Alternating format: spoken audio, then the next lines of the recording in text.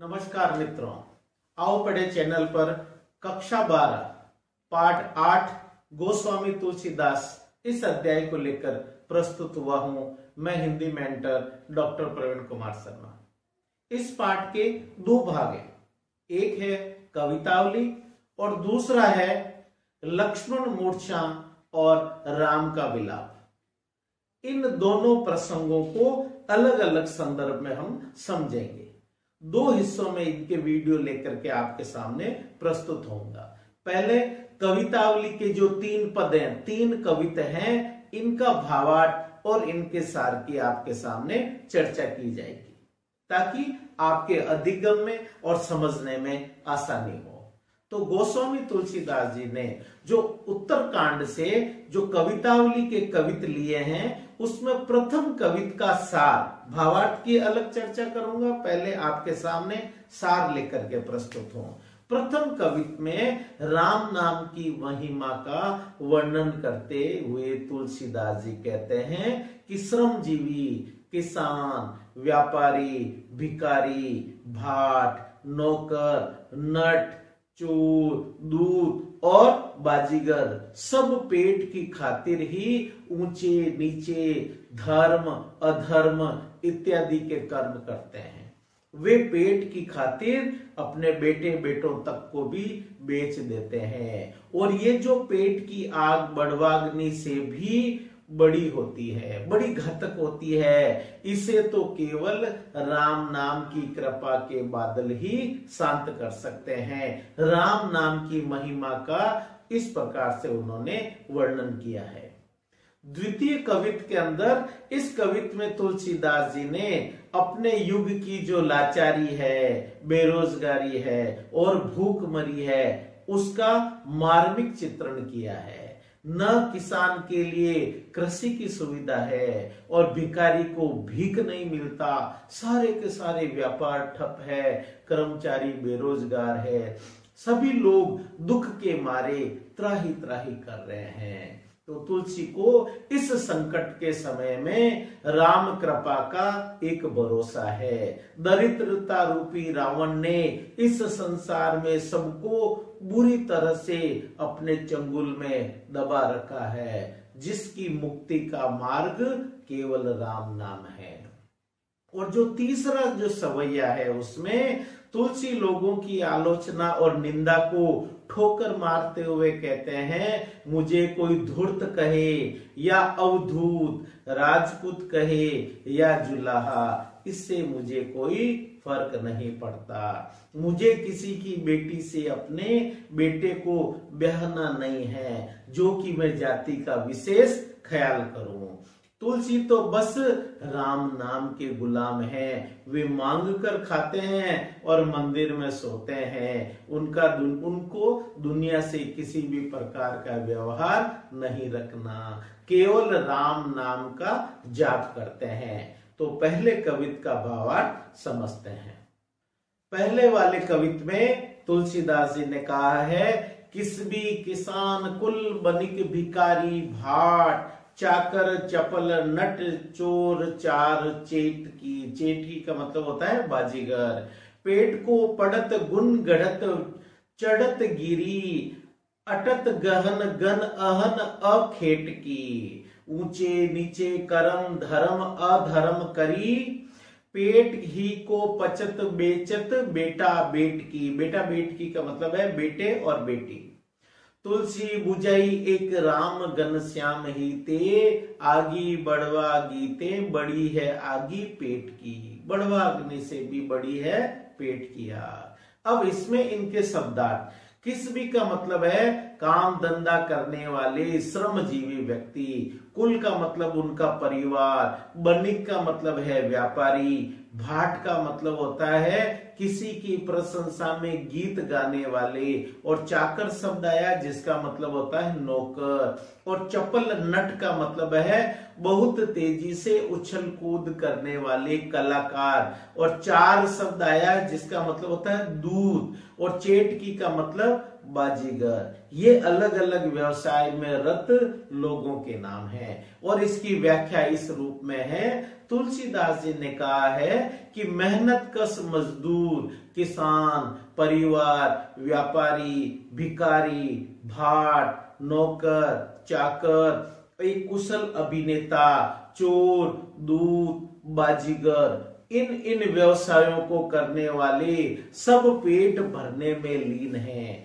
अपना पेट किस प्रकार से भरे उसमें लीन है।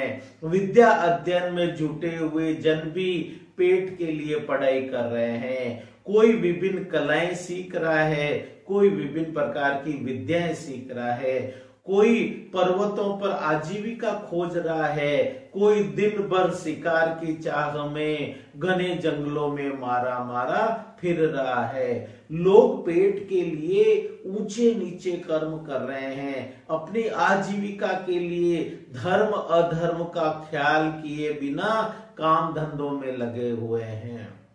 यहां तक भी वो पेट भरने के लिए अपने बेटा बेटी को भी बेचने को विवश हो जाते हैं। सचमुच पेट की जो आग है वो समुद्र की आग से भी ज्यादा प्रबल होती है, भयानक होती है।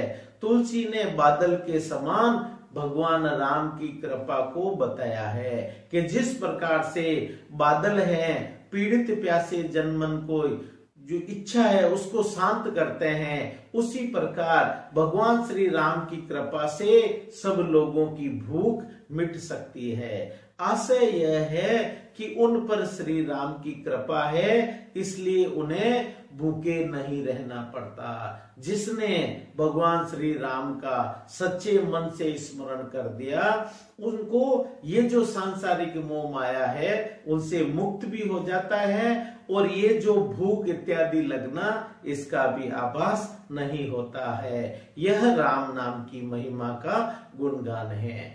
अब इसका द्वितीय जो कवित है उसका भावार्थ समझते हैं। द्वितीय जो कविता है उसका भावार्थ है कि पहले इसका जो पद है उसको पढ़ते हैं। खेती न किसान को, भिखारी को न भीख, बली बनिक को बनिज, न चाकर को चाकरी। जीविका विहीन लोग सिद्ध माने सोच बस, कहे एक एकन सो कहाँ जाई का करी। बेदहु पुराण कही लोकौ बिलो की अत, साकरे सबे पे राम सांवरे कृपा करी। दारिद दसानन दबाई दुनी दीन बंधु, दुरित दहन देखी तुलसी हाहा करी। अब इस पद के अंदर तुलसीदास जी ने तुलसी अपने समय की जो भयंकर दुर्दशा है उनका चित्रण करते हुए कहते हैं कि ऐसा बुरा समय आ गया है कि समय की विभीषिका देखिए कि ऐसा बुरा समय आ गया है कि किसान के पास में खेती करने के साधन नहीं है, भिखारी को भीख या दान नहीं मिलता, और बनिए का जो व्यापार है वो भी मंदा है, वो भी नहीं के बराबर है, और नौकरी शुदा लोग नौकरी के लिए दर दर भटक रहे हैं, उन्हें काम नहीं मिल रहा है। काम धंधे से वंचित लोग चिंता के कारण सिहरे हुए हैं, डरे हुए हैं। सभी एक एक से यही कहते दिखाई दे रहे हैं कि क्या करें क्या नहीं करें।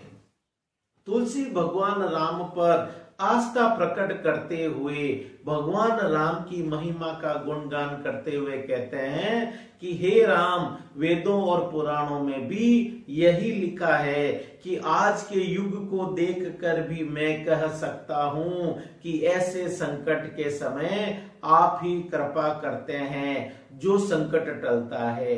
हे दीन दयाल, आज दरिद्रता रूपी रावण ने सारी दुनिया को अपने चंगुल के अंदर फंसा रखा है। चारों ओर पापों की ज्वाला जल रही है, उसे देखकर सब ओर त्राही त्राही मची हुई है। सब हाय राम कर रहे हैं।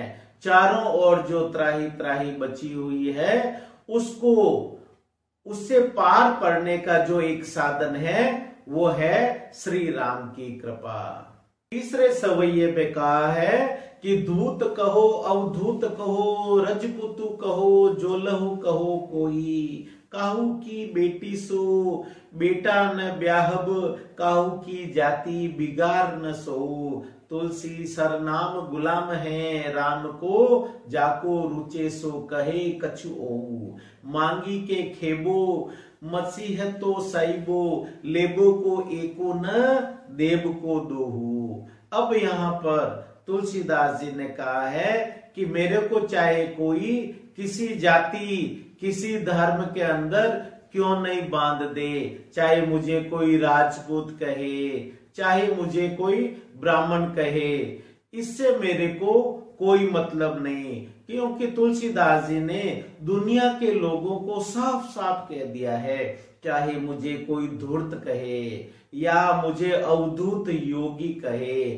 चाहे राजपूत कहे, किसी भी वंश का, यहाँ तक भी मुझे कोई जुलाहा भी क्यों न कहे, मुझे इन नामों से कोई फर्क नहीं पड़ता। मुझे किसी की बेटी से अपना बेटा नहीं ब्याहना है, शादी विवाह का संपर्क नहीं करना है कि जिससे किसी की जाति में बिगाड़ पैदा हो। तुलसी तो पूरे संसार में राम के दास के रूप में प्रसिद्ध है, इसलिए मेरे बारे में जिसे जो कुछ भी रुचता है, जिस किसी को जो कुछ भी अच्छा लगता है वो शौक से कहे, इससे मुझे कोई फर्क नहीं पड़ता। मैं तो मांग करके खाता हूँ, मस्जिद में जाकर के सो जाता हूँ, मुझे दुनिया से न कुछ लेना है न कुछ देना है, मैं अपने धुन के अंदर ही मस्त हूँ। इस प्रकार ये कवितावली के जो 3 कविता है उसमें गोस्वामी तुलसीदास जी के द्वारा रचित जो पाठ आपके कोर्स में उसका एक भाग पूर्ण हुआ। दूसरा भाग है जिसके अंदर लक्ष्मण मूर्छा और श्री राम का विलाप है, वो हम दूसरे वीडियो में उसका डिस्कस करेंगे और उसी वीडियो के साथ में प्रश्नोत्तर भी होंगे। तब तक के लिए आप पढ़ते रहें और आओ पढ़े चैनल के साथ में सहयोग करते रहें। नमस्कार।